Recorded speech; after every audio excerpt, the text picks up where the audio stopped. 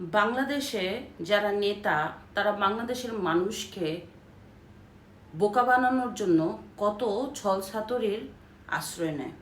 দেখেন, এর মধ্যে আমি অন্যতম দেখেছি আসিফ নজরুল, যে জুলাই আন্দোলনের সময় বলেছে ২৬ লক্ষ ইন্ডিয়ান নাকি বাংলাদেশে চাকরি করে। তো ২৬ লক্ষ ইন্ডিয়ান কোথায় এখন? এখন আসিফ নজরুল তো সরকারে রয়েছে, সে সরকারের বর্তমানে উপদেষ্টা। তার কিন্তু এই ২৬ লক্ষ ইন্ডিয়ানদের বের করা ছিল চুটকির ব্যাপার, কিন্তু সে কেন বের করতে পারেনি? তো ২৬ লক্ষ ইন্ডিয়ানদের এখন বের করে বাংলাদেশের ২৬ লক্ষ বেকারদের কর্ম দিয়ে দেন, কর্মসংস্থান হয়ে যাবে বাংলাদেশের মানুষের।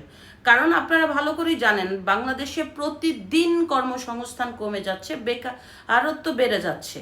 এই যে কর্মগুলি প্রতিদিন কমে যাচ্ছে, তো ২৬ লক্ষ ইন্ডিয়ানদেরকে বের করে দিয়ে ২৬ লক্ষ বাংলাদেশিদের চাকরি দিয়ে দেন না।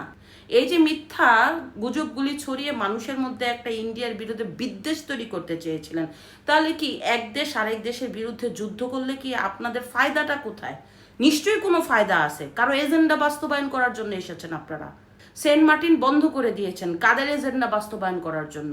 এই যে দিন দিন বাংলাদেশের মধ্যে অরাজকতা সৃষ্টি হচ্ছে, কাদের এজেন্ডা আপনি বাস্তবায়ন করতে চান বলেন?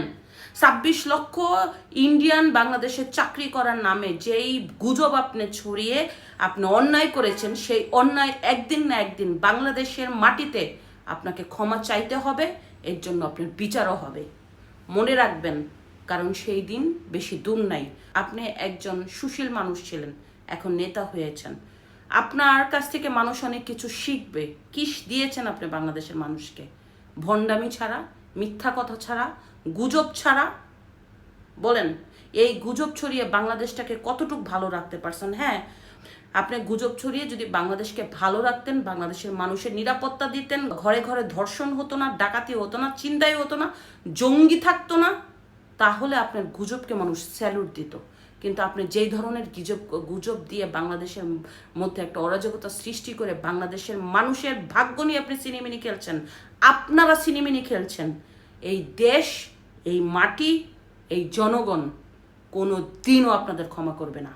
এখন শুধু ভয়ে বলতে পারছে না, তবে সবার মুখ খুলবে। শুধু অপেক্ষা করেন। ভয়ে তো আপনাদের রাতে ঘুম হয় না। শেখ হাসিনার মতো সরকার, যার এত লোক ছিল, এত পাওয়ার ছিল, এত বড় নেত্রী ছিল, পালিয়ে গেছে, আর আপনারা তো চুনো পুঁঠি। এর জন্য তো ঘুম হারাম হয়ে গেছে। কারণ যে ষড়যন্ত্র করে আপনার বাংলাদেশের মানুষের সাথে খেলছেন, একদিন আপনারাও ধ্বংস হবেন। নিশ্চিন্ত থাকেন। ধন্যবাদ।